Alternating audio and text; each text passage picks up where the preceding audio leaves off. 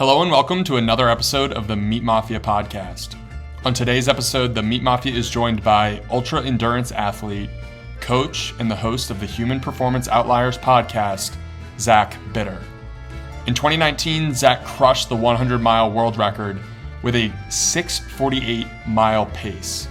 He has held multiple world records at both the American and world levels and has done most of his competitions following an animal-based, low-carb diet. His performances speak for themselves, but now Zach also spends time podcasting and coaching to share his knowledge and love for the sport of running with others. We discuss some of his mental strategies for conquering these amazing world record performances, as well as his dietary approach to optimizing performance. This was a great conversation, so sit back and enjoy. All right, we're ready to roll here with another episode of the Meat Mafia podcast. We've got Zach Bitter, world record endurance athlete, on the podcast. Zach, what's going on? How you doing today? Good. How about you guys? Doing great. We're great. We're glad to have you on. Harry and I were talking about this right before we hit record earlier. When we first started the podcast about 2 months ago, we made a list of just dream guests that we wanted to have on, and you were like a top 5 guest for us. So being able to have you on so quickly is awesome. And we just really appreciate you taking the time to do this. Awesome. Well, good to hear, and my pleasure. Yeah. And I think so both of us, Zach, we originally found you on the first Rogan episode that you did a couple of years ago, which is an amazing episode, and we'll link to it in the show notes. But I think for our listeners, it would be great to just learn a little bit more about your own personal endurance journey and what really pushed you to this animal-based style of eating that you adopted over the last few years. Yeah. It's kind of interesting. I first got into kind of lower carbohydrate eating back at the end of 2011, which was kind of the first full season of ultra marathons that I did. And it was kind of just almost a sustainability play, I think, where I don't know how much of a role, there's a lot of variables to consider. I was a full-time teacher. I was waking up early in the morning and putting in like 2-hour workouts and things like that before work and leading a pretty packed life with that sort of stuff. But at the end of that season, I had felt like I just wasn't doing things in a sustainable way that was going to allow me to kind of continue to race at a high level or get to where I wanted to be. At that point in my career, I was very much undiscovered in the ultra marathoning world. So I had like a lot of work to do in my mind to get to where I wanted to be. But it felt like I was kind of heading down a road where if I keep doing this, something's going to like break eventually. So I was exploring just some ways I could maybe make some changes to address that. And I thought there was probably a few things I could do. And the first thing I tried was just a nutritional switch. So I went from kind of your standard endurance nutrition, which seemed to work well for me when I was in college and the years after that, when I was doing kind of more Olympic distance stuff.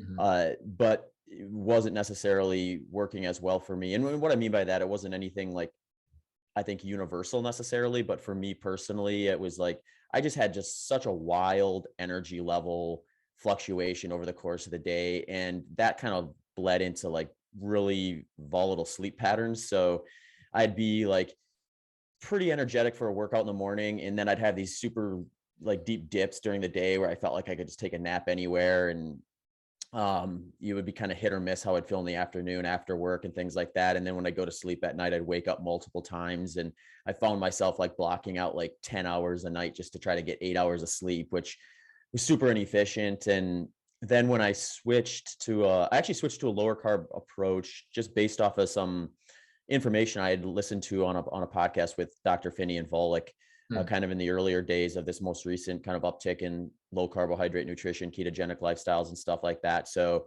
I was in an off season. So I was like, this is the time to play around with the alteration of my nutrition approach, figure out if it's going to work or not. And I did like about a month of pretty strict ketogenic eating.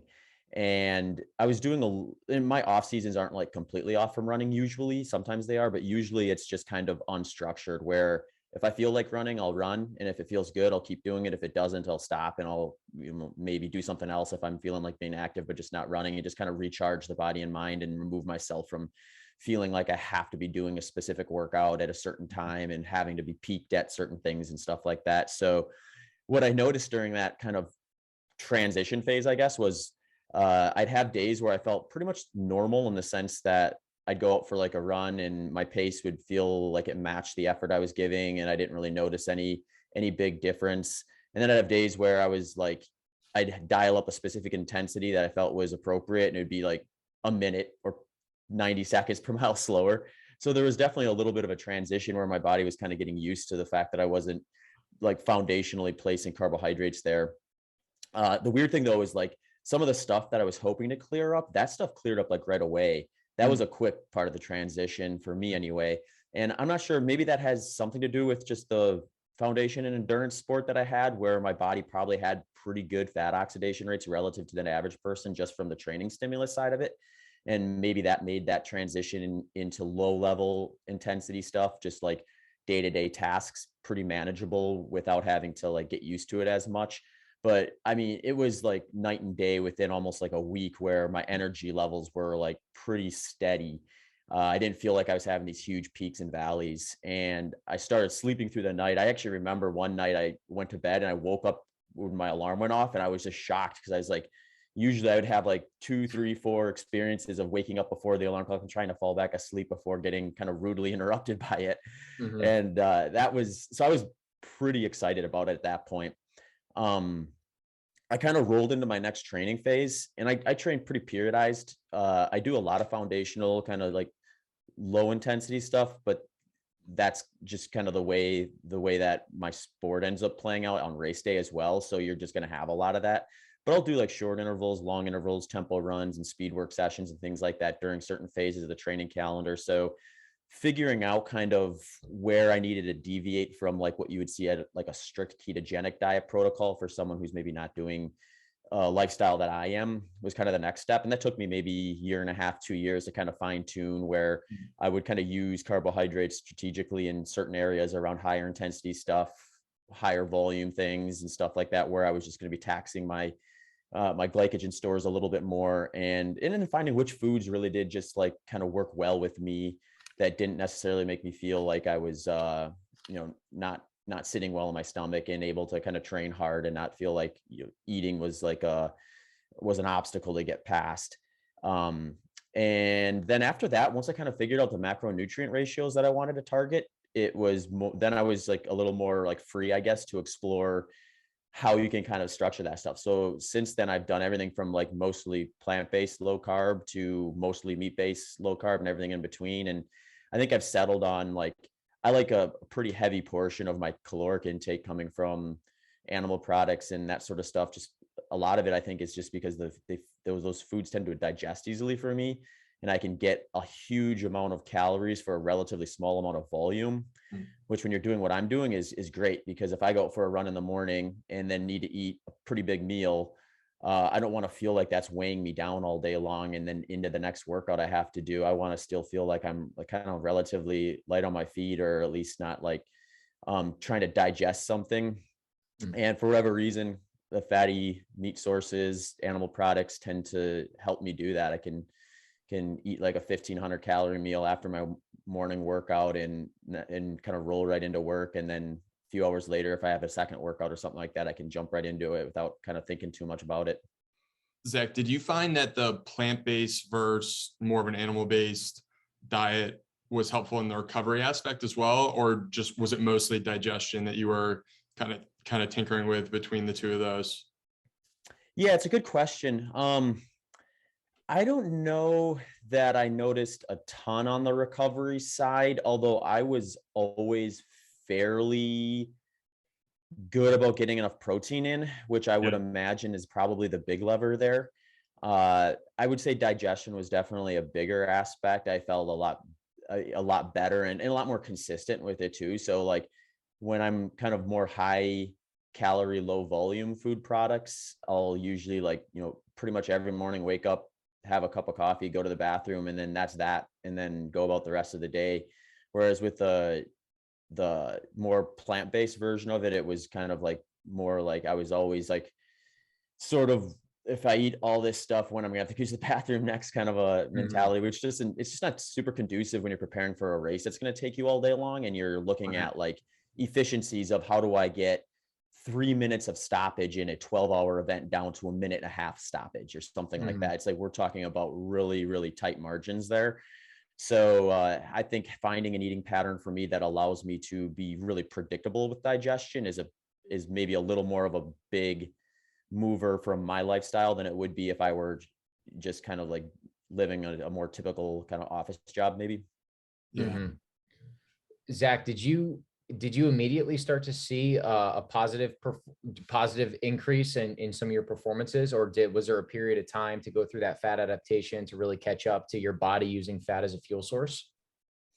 Yeah, I think what I noticed with training was, once I kind of figured out that increasing my fat oxidation rates didn't necessarily eliminate wanting to have some carbohydrate for specific workouts, and then ultimately for races to a degree, it was just like the liberation of having to kind of be super reliant on that. So that logistic is kind of still there to a degree for me, but it's not nearly as heavy. So I've kind of almost cut in half my intra-race fueling needs to a degree, which just makes it a lot easier to be able to trust both digestion and then not have to kind of manage eating as frequently and trying to figure that sort of stuff out.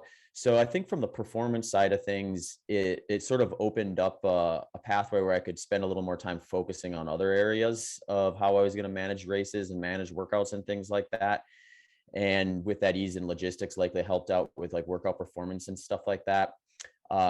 Really though, like, I feel like I have had a fairly consistent trajectory in the sport in terms of just like kind of making gradual improvements throughout my career. So it's hard to really know what exactly always kind of plays into that, because like, if I do a race season and then the next season do a little better, it's like, is it what I did now that impacted that performance, or is it what I did last year and then kind of a culmination of like the foundation and everything? So I'm sure there's probably like pieces of both in reality that kind of feed into that. But I think really when it comes to performance and nutrition, as long as you're kind of, especially with a sport like ultra marathon. So we have this like kind of goofy sport where I think the window is pretty wide in terms of what you can get away with nutritionally from a performance standpoint.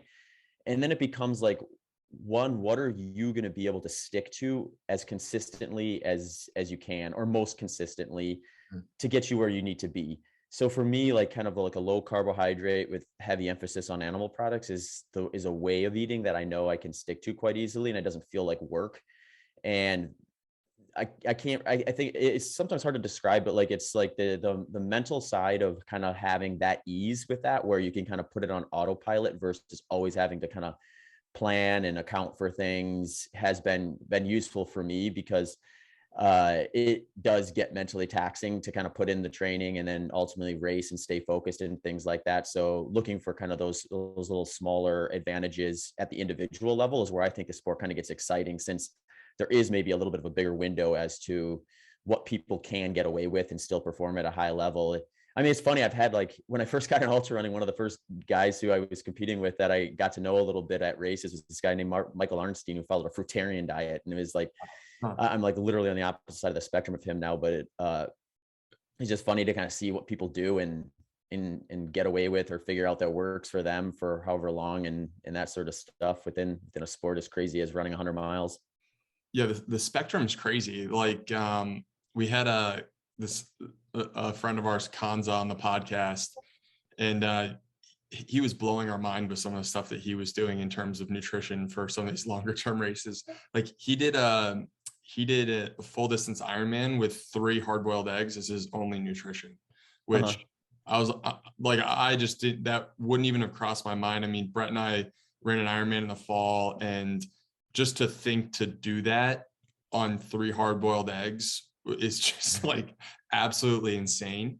And then also, like, previously, you know, we were both college baseball players and athletes growing up. Like, you're just constantly trying to tweak the nutrition side, and you usually start from a place where, like, the standard diets as a kid or a high schooler just like doesn't really work when you get older and you're trying to really optimize for performance. Like, you can't just eat like subs before you go out and play a baseball game, or be drinking Gatorade all the time. Like, it's not necessarily the best fuel. So, you know, some of these stories that I've been hearing have definitely piqued my interest in terms of like how to really find that last bit of performance optimization.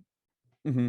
It gets interesting too when you start getting into like full Ironmans distances and like things longer, like what I'm doing for running, because like race day intensity, you don't have to like stretch your mind very far to get to a point where you start looking at the intensities and kind of look at what you need from a fat oxidation standpoint to kind of supplement an activity like that. And I think there's always trade-offs to a degree. Like, right. I think you have to look at the individual level to some degree. You get someone like you were talking about, Pete Jacobs and some of these other guys who are just struggling for whatever reason to digest some of these carbohydrate sources. And if you find yourself in that situation, it's like, I look at it from a lens of like, well, how fat adapted do you need to be for whatever it is you're doing? And, you have someone like that, and he needs to be very fat adapted because he can't rely on defending his muscle glycogen with exogenous carbohydrates the way that I can, or a lot of other endurance athletes can. So I think like when you kind of figure out what you can get away with from a digestion standpoint on race day, that's kind of maybe a starting point. And then after that, looking at, well, how does this kind of play within the training approach? Because there's like the race day intensity, and then there's the different things you're going to do to prepare for it. So then it also might just mean, how do I structure my training plan specifically based on my limitations or my specific needs? And that might just be like a little more of a lower intensity, higher volume approach for those guys. So they're really not taxing their glycogen stores the way someone doing a little more high intensity workouts would within like an endurance program, so that they're keeping themselves in a position where they can keep that carbohydrate down next to almost nothing in some of their cases. But it's like you stretch these events out long enough and you can even see like on paper a strict ketogenic diet potentially being a non-performance disadvantage. So if you can manage the workouts properly to get yourself fit, then yeah, I guess 3 hard-boiled eggs might be a path forward for some people. Yeah.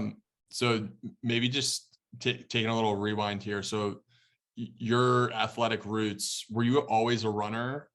Maybe you could like take us back to like that first step into the endurance world and, how that transition evolved over time. Mm-hmm. Yeah. I mean, first got into running. I mean, I got into sports really early, and running was sort of just like a part of other sports as far as my mind went at that age. And then in middle school, our Phi Ed class did a presidential physical fitness challenge. And I think that was the first time I really had a look at, there's like you're not just like a good athlete and therefore you'll be good at everything. You're like, you can be like better at certain things. And then there's sports that lean more heavily on those things. So those maybe are the ones you're going to potentially be better at. And with that experience, I realized that the 1 mile run was by far my strongest position in terms of all the different kind of battery of fitness tests you do within that program.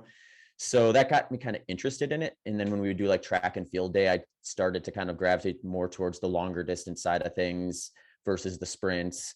And I didn't take it overly seriously really at that point. In fact, I didn't even do cross country my freshman year in high school. But by my sophomore year in high school, I was kind of doing track and cross country as my primary sports. By my senior year, I was starting to take it serious enough to like actually do a little bit of training in the off season, and start taking the coaches seriously. And that kind of led into college, where I was just good enough in high school to kind of make state at a smaller Division III school in track and cross country, which led to some opportunities to run in college. I wasn't a great collegiate athlete by any stretch. I was pretty moderate amongst a very good Division III program. And that gave me the opportunity, I think, to really learn about proper programming, how far you can kind of stretch it out versus what I thought the limitations were as a high school athlete, and play a little bit of catch up with that too, I think. But really learn kind of the hows and whys versus just doing it for the sake of doing it. And that was kind of an interesting part of my life, because then I was able to kind of dive into the sport at a little more of a intricate level in terms of understanding it. And that kind of created a little bit of curiosity and excitement, and also allowed me to identify a little more specifically why I enjoyed certain workouts over others. So after college, when I didn't have kind of the team atmosphere, the structured schedule and things like that, I started kind of leaning a little heavier on kind of lower intensity, high volume training, just to kind of see where that would take me, and just lean into the most enjoyable portion of the sport for me at that time. And I guess probably has a little bit more of a natural inclination to steer towards things like marathons, ultra marathons, and the longer stuff. So eventually that got me interested enough to sign up for an ultra marathon in 2010. And by 2011, I was kind of sucked into the degree where I decided ultra marathons were going to be the distance events that I would probably train for most specifically. Zach, what was it about the ultra distance that spoke to you more than maybe just being really competitive at marathons or half marathons? Yeah, I think there was probably a few things going on. One was I kind of went from being in a position where it was like there was like where I thought I could get to, and then there was a whole nother level or multiple levels above me where it's just like, like these guys are going to be running faster than me almost no matter what I do. Whereas with ultra marathoning, I think that gap gets closed a little bit, partly by numbers and also by like sustainability, being able to kind of put in the work required to train for a 100-mile race. And I was always like a very durable runner in the sense that I've historically had very few injuries. High volume was something my body responded to well. So like, I remember thinking like one of my first times I got curious about this is I'd have some college buddies who would just routinely get injured when they'd hit a certain threshold in training volume. And for me, it felt like I could always push that needle a little further, almost to the point where I had to be careful to not overdo it and go past the margin of diminishing returns and find myself kind of overtraining because I wasn't able to hurt myself as easily doing it. And that I think just is probably going to over time be a little more conducive to doing well at races that can take all day to do.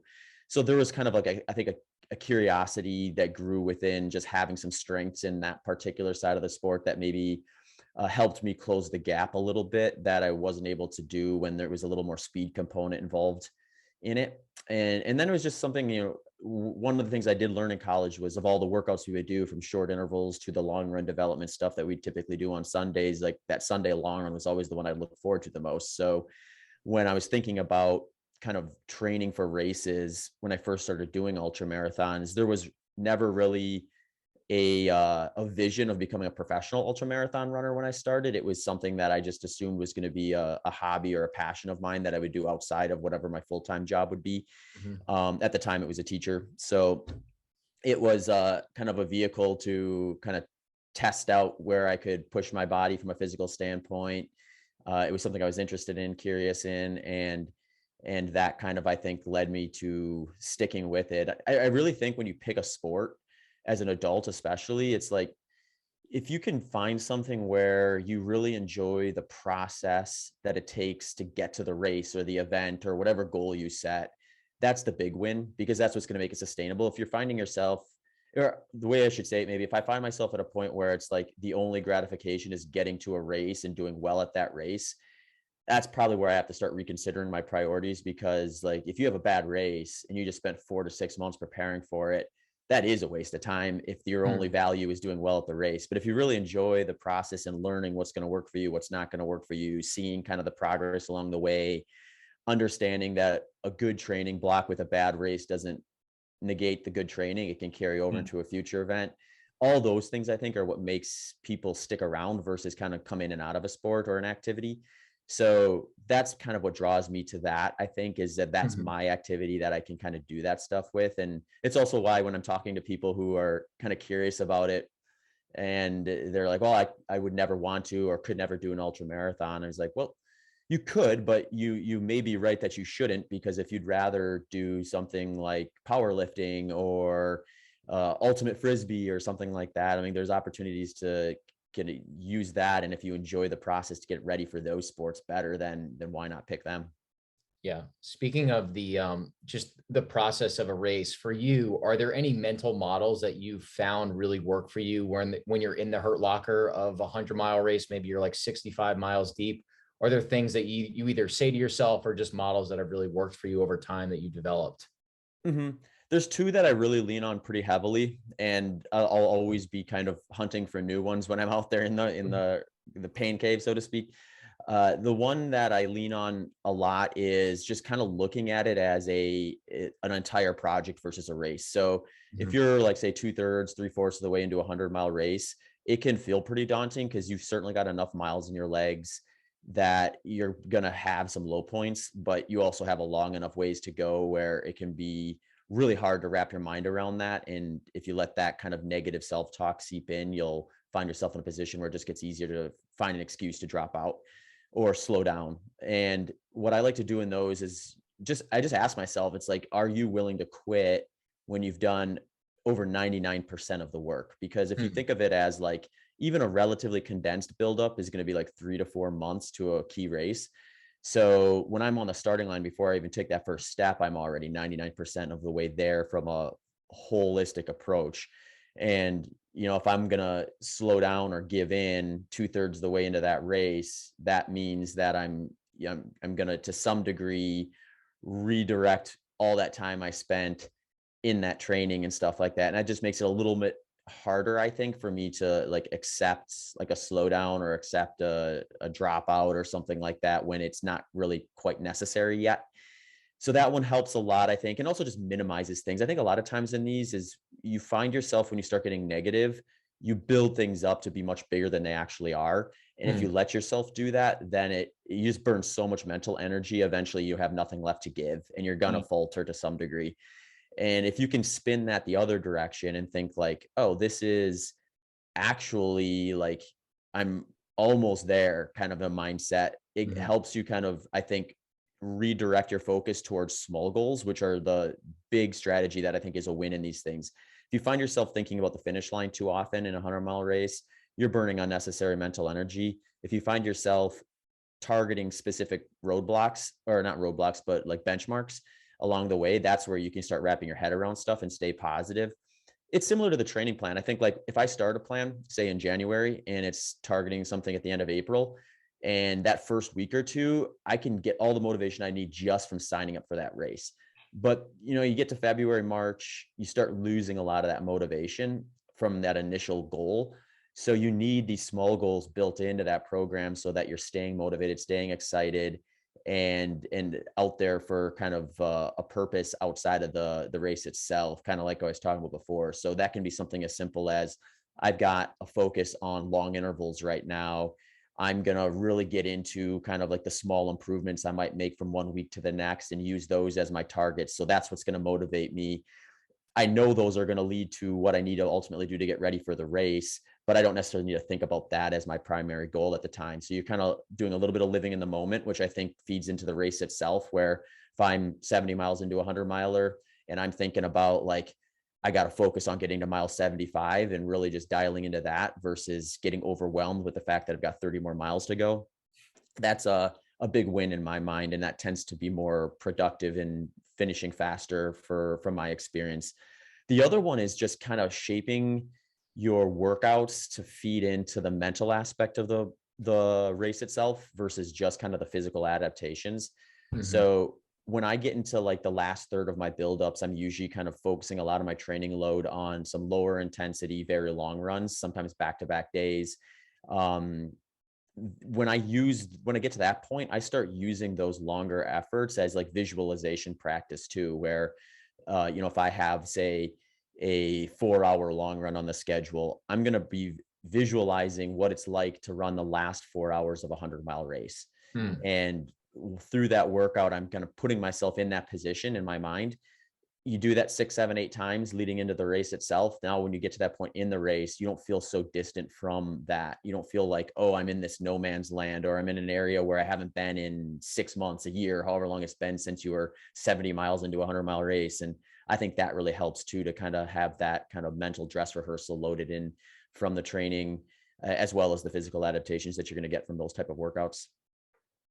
The mental resistance part of it is a really interesting piece, because I think we've all probably experienced that point where you just need to start thinking about like the next mile or like the next step, as opposed to thinking about the finish line. And that's like really where, and like I'm pretty novice when it comes to the endurance races, but whenever I hit that resistance point, it was always like trying to find this like smoothness in my mental approach to it, where it's not as much, okay, you need to just like think about the finish line, but really just like let myself focus on the next mile. And then you kind of forget about whatever your pain is that you're going through, and you kind of find your stride. That approach is definitely one that I've kind of, I think, tried to build in a little bit and trying to still get better at. But it's one that I think you can almost even draw the parallels to actual life there too. Mm-hmm. Yeah, absolutely. I think I've learned more from just kind of the ups and downs in the process of training for races than I have from anything in life for the most part. It just teaches you, like, the really cool thing I think is you get this kind of like almost mixed emotion sometimes, where you have like a build up and then you just nail a race. And whenever you nail a race, you're kind of in a position where at some point during that race, you likely pushed past a barrier that in the past was going to kind of limit where your endpoint would be for that particular day. So you sort of redefine what you're capable of.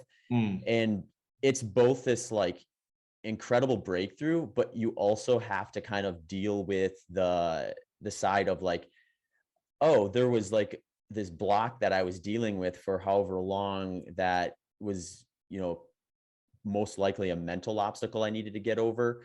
And I wasn't able to back then. I am now. So you kind of have to be like both proud of yourself that you were able to do that, but also cognizant enough that like ask yourself the right questions about, well, why wasn't I able to do that before? And why was I able to now? And how can I continue to grow that so that I have another opportunity to do that? And it gets like, you get to a point, if you spend enough time doing any activity, I think, where you've done that a few times, and it just gets harder and harder to maybe find that spot again, or to trust that there is another spot to kind of break through on. And you get a little bit better perspective, I think, of like, what failures are, or what they actually look like, and how you can use them as learning lessons versus just like actual failures that you're not going to kind of respond to. And I think when you take that mentality into other things, you get better at kind of seeing those patterns in everyday life and responding to them in a way that's going to be more productive for your progression. What were some of those failures for you? Because I feel like people always tend to look at the final product and are just like so enamored by all that you're able to accomplish. But I'm sure you've had plenty of those moments where it was like you're down and out, questioning what you're doing, type of feelings. Yeah, I've had a few. There's a couple that stick out really early in my career. It was actually the second 100-mile race I had ever signed up for. It was the Burning River 100-mile in Ohio. And I got to mile 93 of that race. And there was actually, I should rewind a little bit. I think I got to like mile 86. And one of the volunteers kind of pulled me aside in the aid station and said that they didn't have me registered as going through an aid station back at mile 75. I think it was like mile 70 or mile 75, somewhere in that neighborhood. And I was like, I don't know what I would have possibly missed, because I've been seeing flags the whole way, or markers the whole way. And, I was sitting there talking to the volunteer for a while, just trying to figure out what happened. And after a few minutes, I'm like, well, I'm going to keep going, because I was like in the middle of a race. I think I was maybe like 10, 15 minutes outside of first place at the time. So, and I had been closing in on it. So I was like, I got to get moving. You guys figure out what happened and then tell me at the next aid station. So I get to this aid station at mile 93, and they're like, so you didn't check in at the aid station at mile 70-ish, whatever it was. What your options are: turn back, go all the way back from 93 to 70-ish and check in, and then come back and finish the race. So I was like, yeah, I'm done. So like that was my day there. That's the best they could come up with. Well, so we ended up finding out after the fact exactly what did happen. So what it was is there was like this trail that led up to this small hill, and you were supposed to go up the hill, and the aid station was at the top of the hill, and then you come down the backside of it, and then you hop back on this trail that goes into like a little wooded area. There's also a trail that went around that hill. And I got I must not have been paying like super close attention, which is a lot easier than I think people sometimes think when you're like 70 miles into a 100-mile race. But I veered right and ended up going around that hill, which there was a trail for. And it was a small enough area, or short enough distance, where when I took that wrong turn, I saw the flag that they had at the bottom of the hill where people were coming down from to get on. So I deviated from the course and kind of like looped around the aid station versus going through it. So they had no reason to believe I went through it because I didn't go through it. I went around it, but I had no clue I missed it because I didn't know there was an aid station there. I hadn't like looked at the aid station chart like intimately enough before to know like exactly where each aid station was. So that was probably a learning lesson too, is like know where the aid stations are so that if you miss one, you're able to say, oh yeah, I definitely missed an aid station, or no, I didn't. And that was where my particular mistake was on that one. So it was, I mean, it was a USATF like championship race too. So they have to be like super strict with the rules. There's like, sometimes with ultra marathons, if you deviate from a course and it like adds distance to the course, they don't necessarily make you revert back if it's like pretty obvious that, oh, this person actually made the course more difficult versus easier. Yeah. But with like the USATF stuff, and if you have a race director who really wants it to be exact, they'll make the call as to what they think is the rule there. But for that particular one, it would have been turning around at 93, going back to 70, and then coming back the other way. So I wasn't in it for that, I guess, that day. So that was kind of a bit of a harder one to swallow. Then one that maybe sticks out a little more because I was just a little further along in my career was in 2015. I did the Desert Solstice Track Invitational, and I had like one of the best buildups for a 100-miler that I've ever had, really. And I was pretty confident I had a good shot at the world record for 100 miles that day. So I paced myself kind of accordingly and came through mile 80 ahead of world record pace. I think I needed to average 7 flats for the last 20 miles. And the world record pace was like 6:52 per mile at the time. Wow. So I was like, okay, I'm ahead. I just need to run slightly slower than the actual average and I'll get it. And I just kind of like gradually depreciated in pace that last 20 miles to the point where the world record slipped by me. And I ended up breaking the American record for 100 miles that day. But I kind of walked away knowing like, I was right there. I was in position at 80 miles. That's like a great spot to be. And it took me until 2019 to kind of find myself right back in that position. So that was definitely one that kind of stuck in the back of my head, where I was wondering like, what exactly did I need to do differently to make sure that doesn't happen again? And some of it, I think, is just learning from it and having that experience, because I definitely used that in 2019, where I was looking for mile 80 that day. Once I got past 100K, I was looking for mile 80 because I just wanted to kind of get back into that position and know that I had another chance to kind of do it right that time. So that particular race, I ended up negative splitting and running some of my fastest miles the last 20. So it was like, I feel like to a degree, like that failure was something I could definitely use as a tool to be faster in the future than I maybe would have been had I had a more successful day in 2015. So it's interesting the perspective you have when you've gotten past it. Yeah. And you touched on those failures, which are incredible. Is there a particular race or maybe world record attempt that not a lot of people would know about that you personally are the most proud of, whether you like gutted out a race that was really difficult or had some adversity that you overcame? Is there anything that sticks out for you there? Yeah. So there was it wasn't a world record attempt, but a race where I learned something really interesting that I think I've benefited from since then, and hadn't really gotten a great experience of this before. I did a race called the San Diego 100 in early 2019, and I felt the best I did all day from like mile 75 basically to the finish. And my perspective with 100 milers before that was that almost no matter what you do pacing, that last 20, 30 miles is going to be a grind. And it's like, the better you can deal with the grind, the better your place will be, but it will be more difficult. So I kind of had a bit of a paradigm shift where, like, if you pace yourself properly and maybe take care of yourself a little differently during the first 3/4 of a race, you can actually feel better in the second or the very end of a race than you do in the beginning sometimes. That was the same experience I had when I ran 11:19 for 100 miles later that year. I had like some similar experiences at other races, like the JFK 50 mile that year.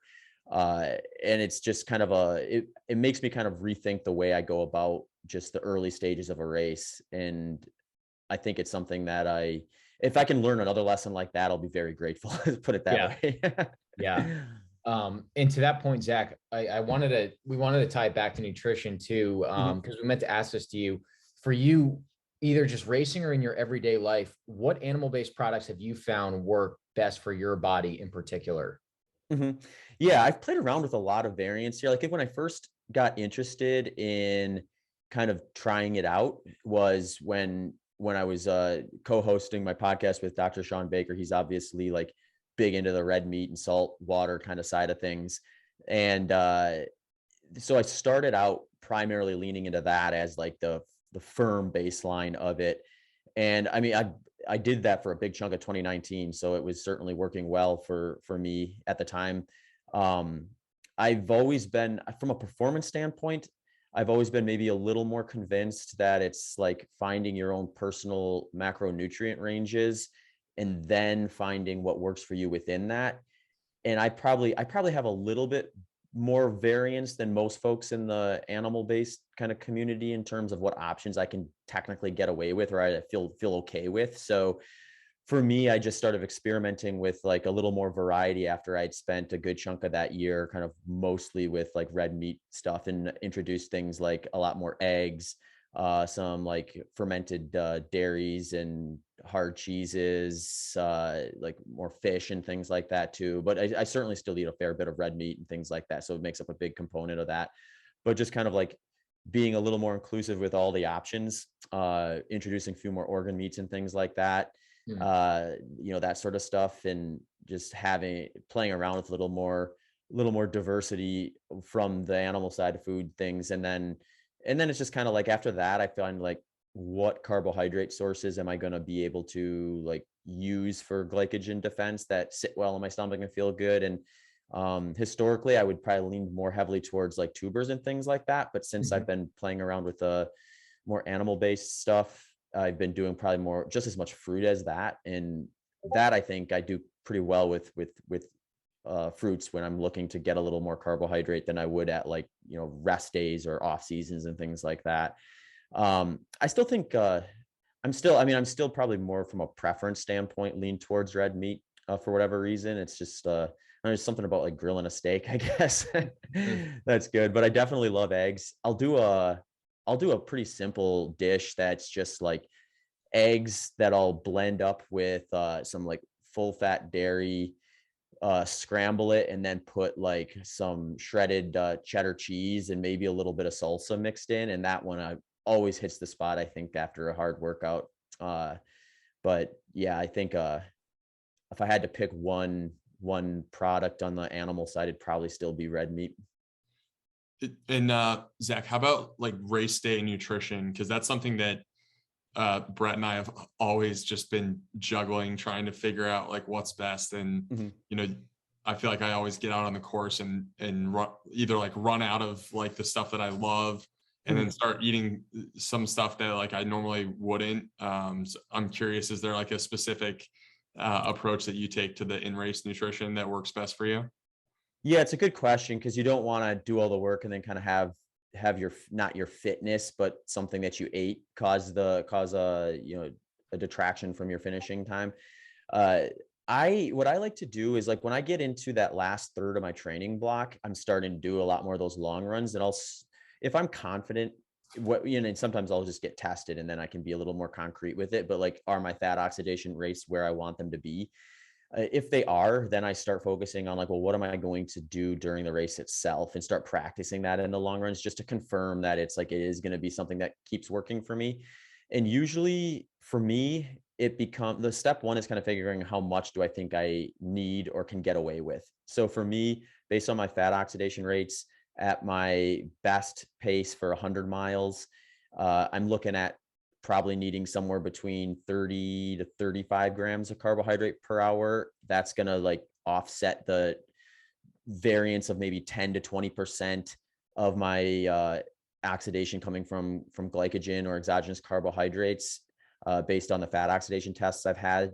Basically, like, I think what people could do if they really want to know is go get a metabolic cart test done, where they're going to put you through the different paces, and you'll see where your fat oxidation rates are at various intensities. So then if you have that data, you can look and see, this is the pace I want to sustain on race day, or the intensity.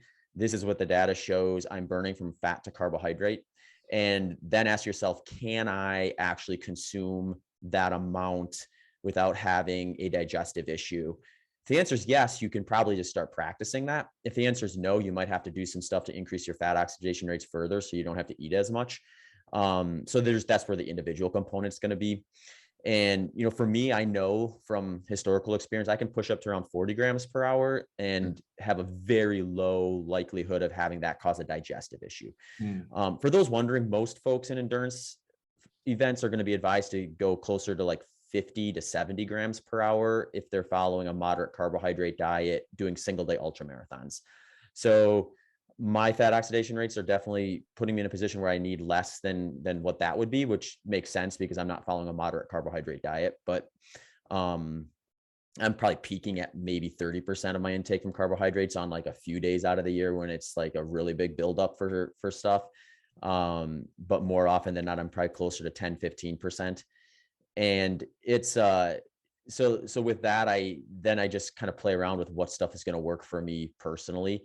I like for most people to consider like doing kind of a 50-50 split between some sort of like liquid calorie and some sort of solid food, if they can get away with either or both of those. It's just going to probably help with digestion a little bit to have like some solid stuff mixed in. The sports products like the gels and things like that, they tend to be almost like, they tend to be too good at what they do, I think, when you get into some of these longer events, because you overconsume them and your body's response to that is to kind of pump fluid into your digestive tract. So you get this like weird scenario going on where like you can have gastrodigestion issues from that.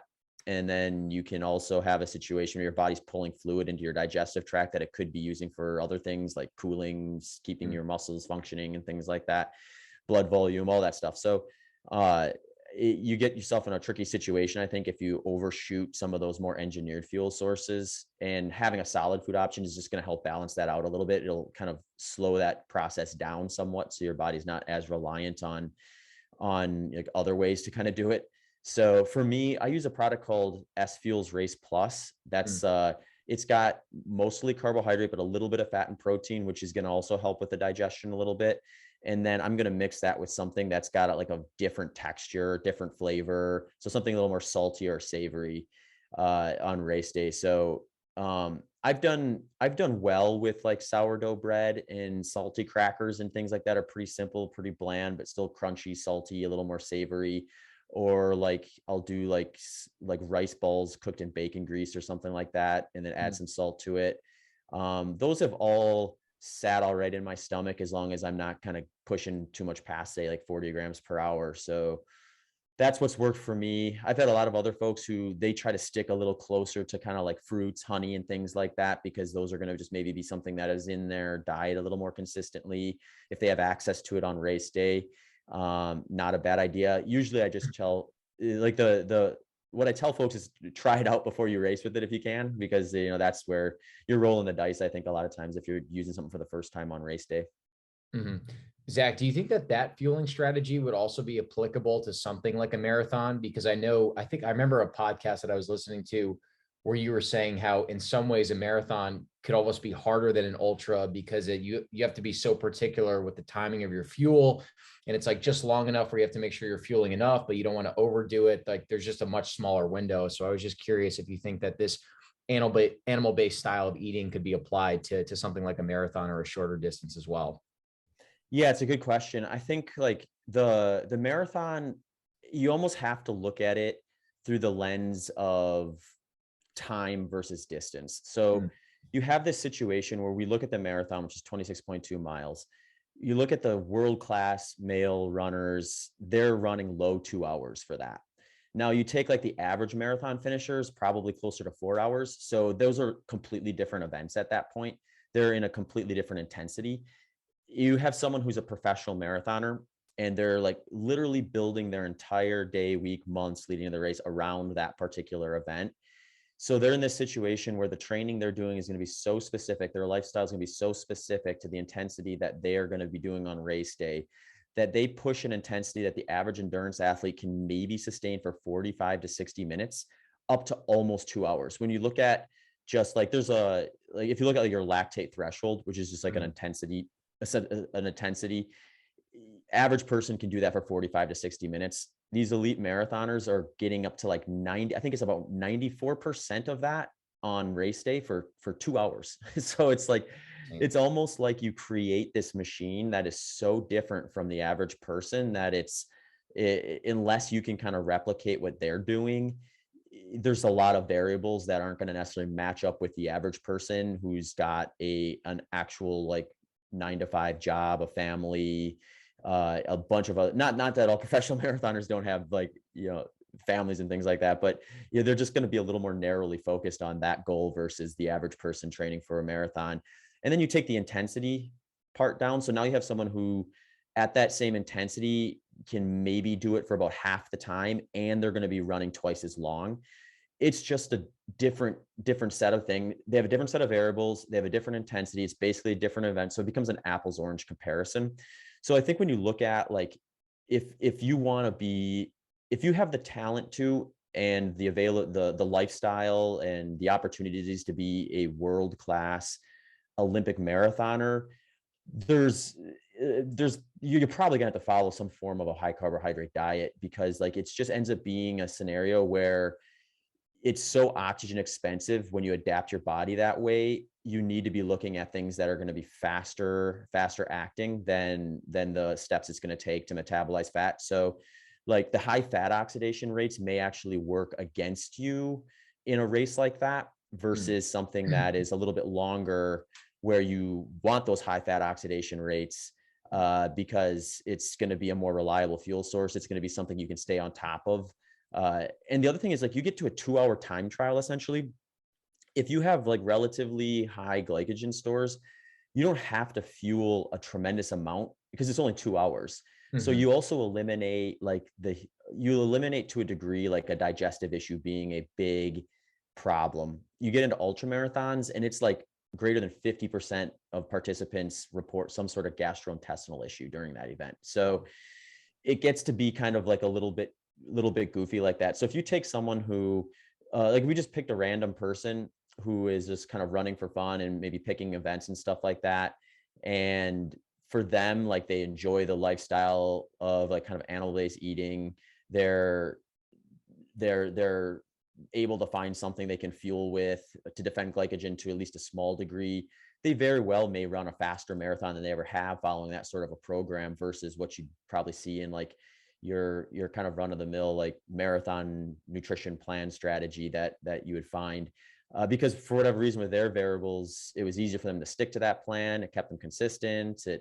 It kept them like kind of dialed into what they were trying to do. They were able to execute their workouts and not overthink it and things like that. And when all those extra variables add up to overcome any potential deficit they might have from like the reduction or complete elimination in some cases of carbohydrate, they may actually end up performing better than they would have otherwise. So it's kind of, I think to some degree it's like circumstances, and you have to really get into like the individual nuance of what the person is doing and trying to do to find out whether it's like something that's gonna work well or not for them, and then kind of go from there, if that kind of makes sense. I might have just rambled on with a lot of incoherent stuff there. Zach, I'm curious. So I think one of the more enriching parts of the whole like training process is having really good training partners to push you along the way. Have you had, a handful of people who you've relied on over the years who are people that just have kept pushing you and getting you to that point where you're a world-class runner? Yeah. I've done like a lot of my training I've done on essentially solo, but I'll jump in with groups and stuff from time to time. And usually I feel like when I'm the most dialed in, I've got some sort of structure there where I'm not just always running by myself. So it kind of, I've moved a lot actually since I started running. So I find like every time I kind of end up in a position where I've got a system in place, I end up relocating and have to kind of rebuild that. But, part of that is, part of running is that I enjoy is the alone time. So I don't necessarily feel like I need to have like a group or a partner every day. But I do notice that when I'm kind of running and I have like, whether it's once a week or a couple times a week, or at least the opportunity to jump in with a group, if it's like a specific workout, like a long run or something like that, or some back-to-back long runs, having a partner is definitely going to be an advantage, at least for some of the time. So those are things that I think really show up every time I do it. And every time I get away from it and then go back to it, I kind of get slapped in the face a little bit with like, oh yeah, why did you remove that from your routine? Right. So like whether it's actually running with the person or having people that you can kind of follow their trajectory and their process, I think are also really motivating. When I was in Phoenix, I would do long runs every once in a while with a guy named Nick Curry, who was into just a variety of different ultra marathon stuff. So like it was always, we would just always have great conversations and go on, and you feel like a 3-hour run went by in like 5 minutes. And I think that's the big value add. And I think now that I'm in Austin too and starting to get settled, at a certain point, I'm going to probably try to put together some group runs and get some kind of structure with that, where there's like some meetups where people can come all ability levels and do some running and get into the sport. And if I have some info that they want to learn, hopefully I can share it with them too. Yeah, I was going to ask, is the coaching side interesting to you? Like now that you're at a certain point in your career, or are you thinking about shorter races maybe, or different styles of races to get into? Yeah, coaching has been great. I love that side of things. And it's been like, since I stepped away from teaching, I stepped away from teaching because it was starting to get to a point where the training, I had actually started coaching already back then. And then the teaching stuff was like, I felt like I was going to put myself in a position where I would either be like, kind of like not optimally prepared for any of them, but like sort of good at all of them. Or one of them would really suffer and I wouldn't be doing it justice or something like that. So I stepped away from teaching in order to kind of focus a little more on the training, the racing, and the coaching side of things. And over my career, I've kind of changed some stuff with that from time to time, from like coaching with a group to coaching solo. At this point, I've been coaching solo. And before the pandemic, my goal was to kind of branch that out to do some more in-person coaching and stuff like that.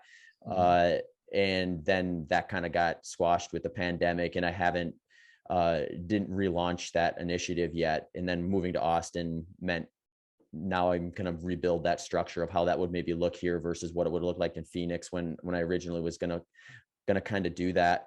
But I'm sorry, what was the original question? Just, I was asking about the coaching, but also, are there any like shorter distances?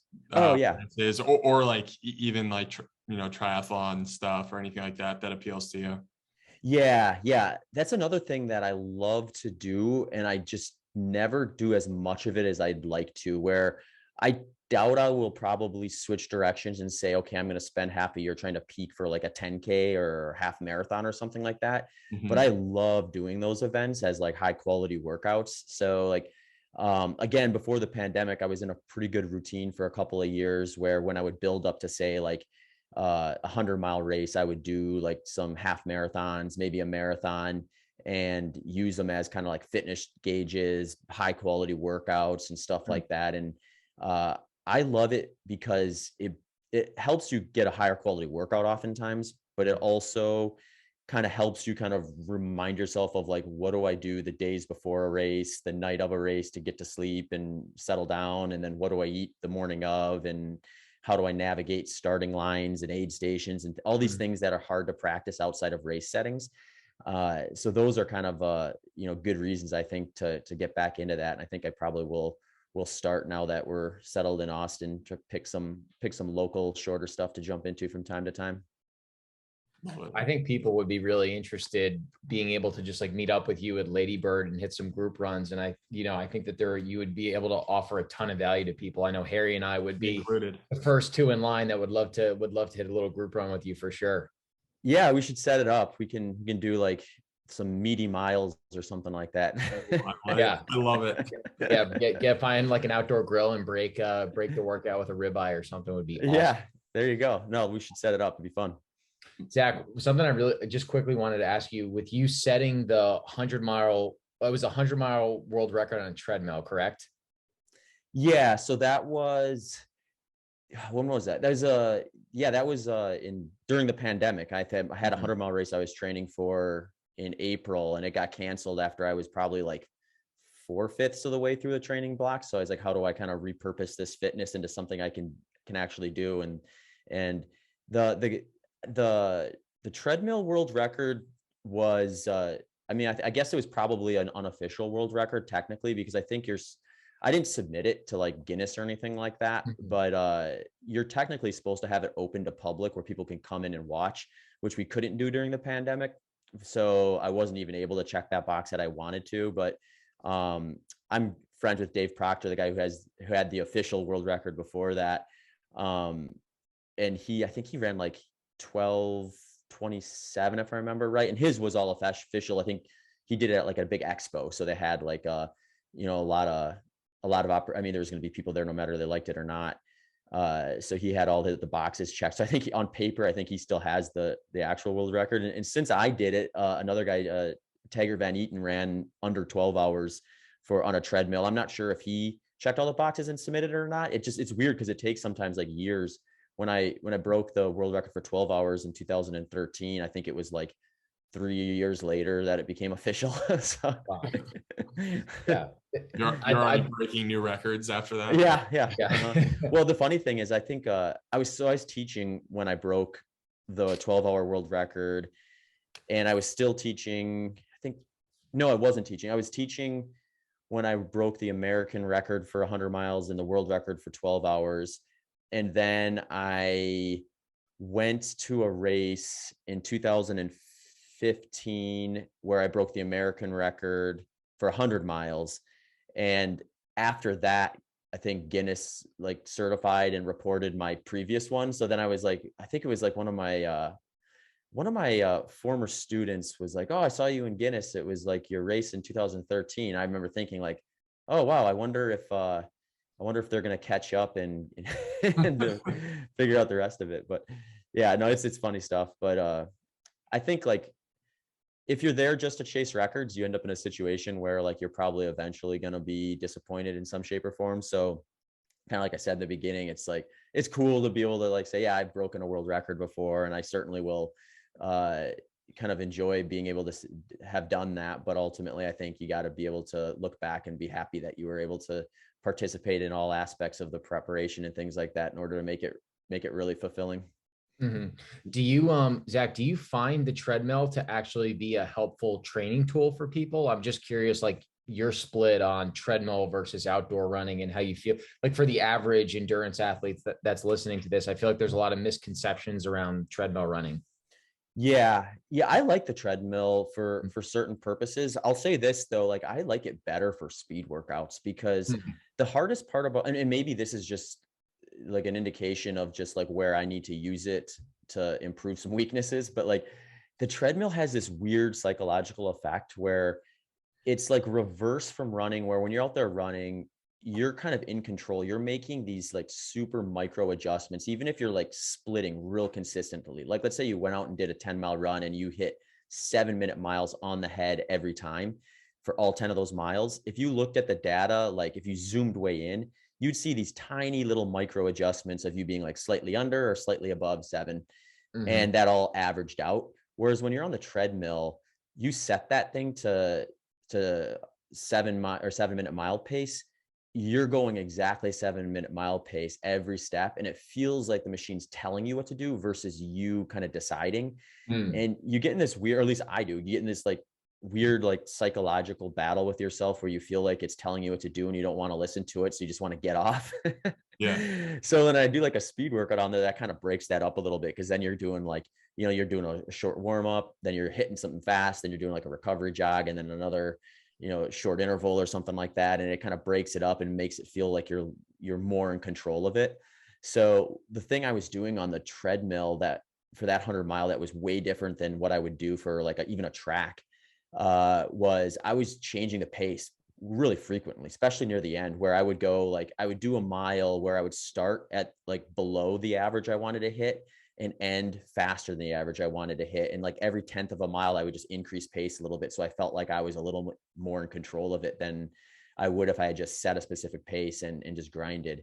But yeah, I think Taggart, when he ran his 100-mile under 12 hours on the treadmill, I think he was a little more consistent with just kind of setting and forgetting if you would call it that. And, but he also did like an insane amount of treadmill running leading into it. I think he even did like a 75-mile long run on the treadmill before. Wow. Whereas Jeez.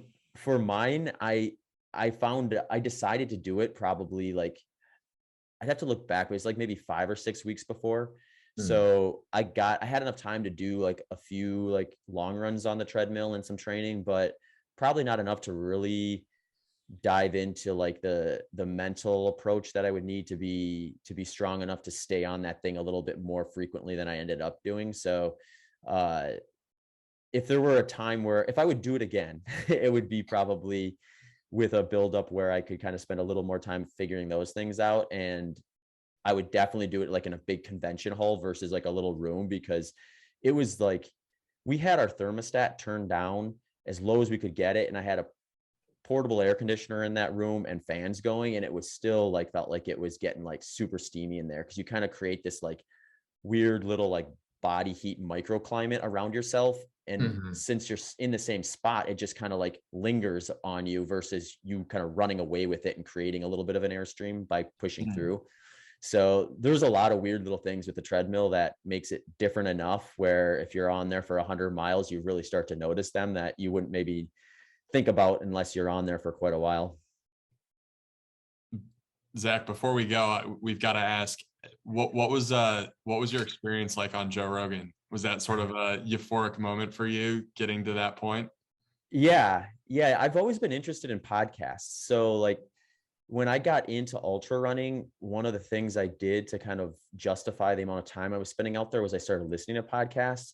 So then I started going on as a guest, and I wasn't even really aware of the Joe Rogan experience until like, I think around maybe like 2014, maybe a little bit after that. So I was a little behind from his original start, but I remember, I think he had Mark Sisson on.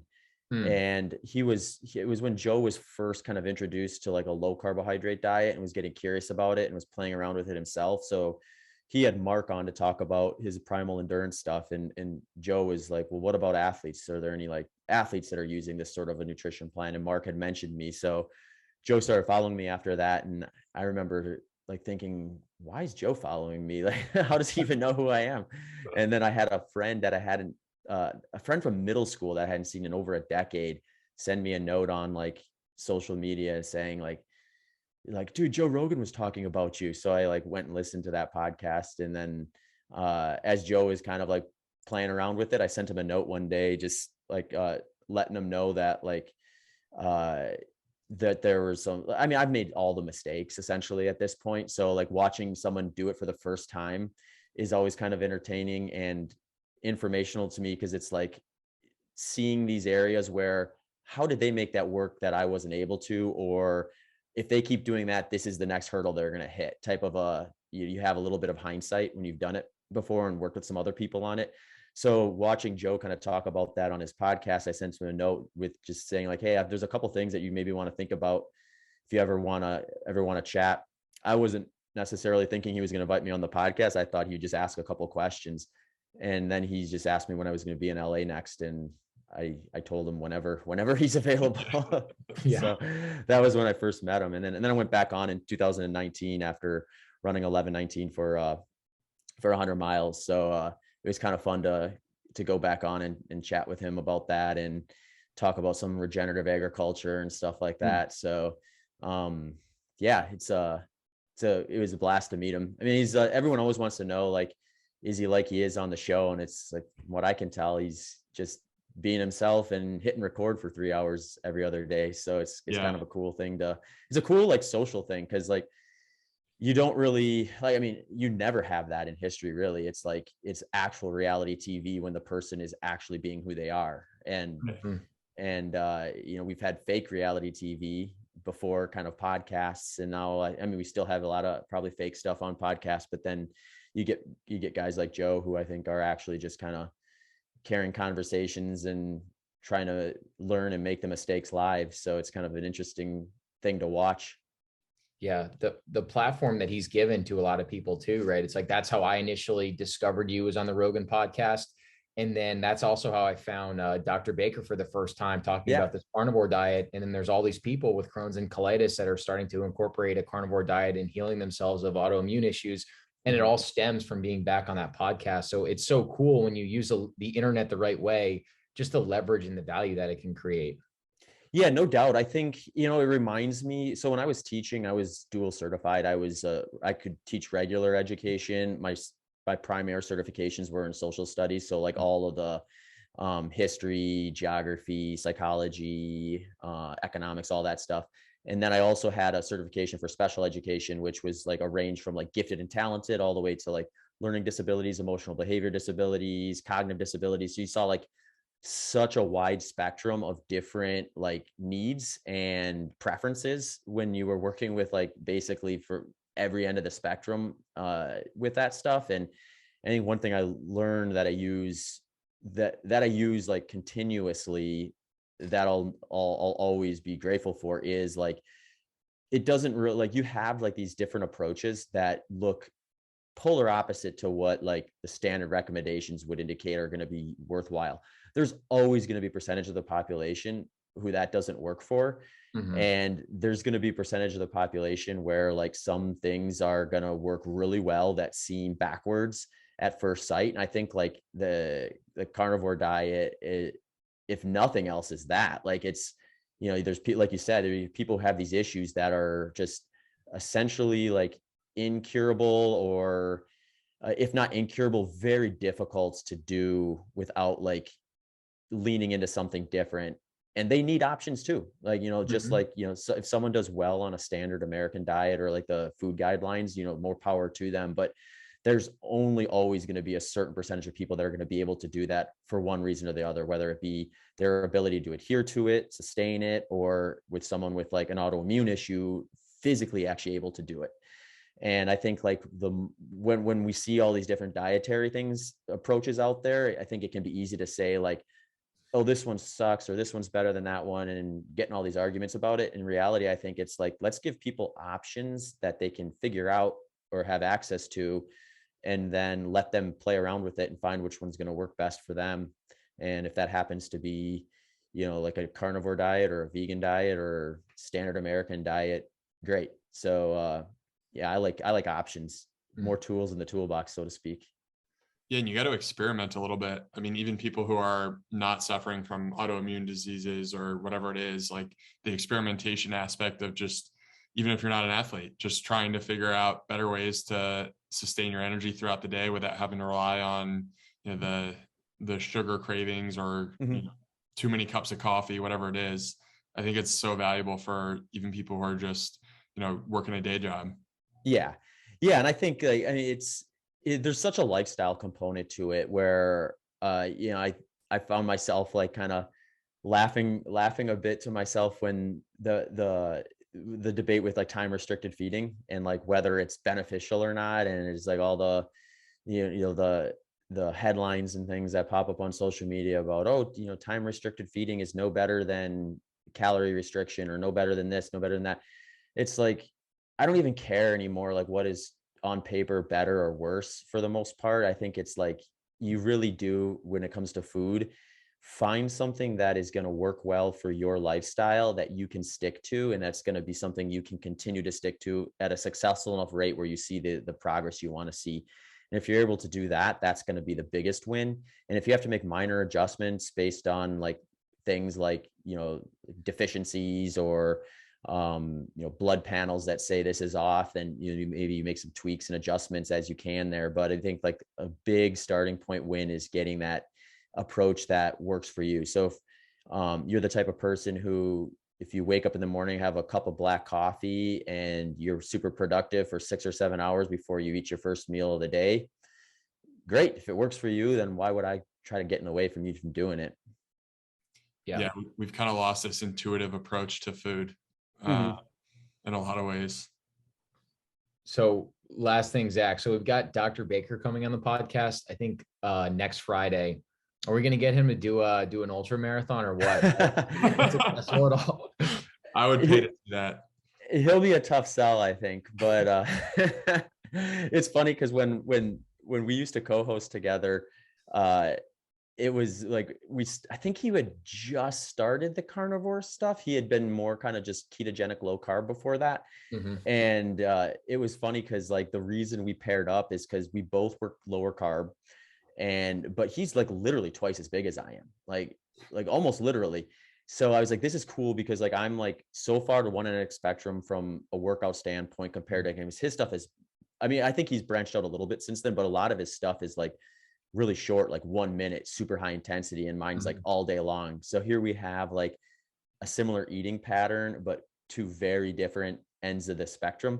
So it was always kind of fun to hear like how he would manage his stuff for what he was trying to do from an output standpoint versus what I felt like I was able to do.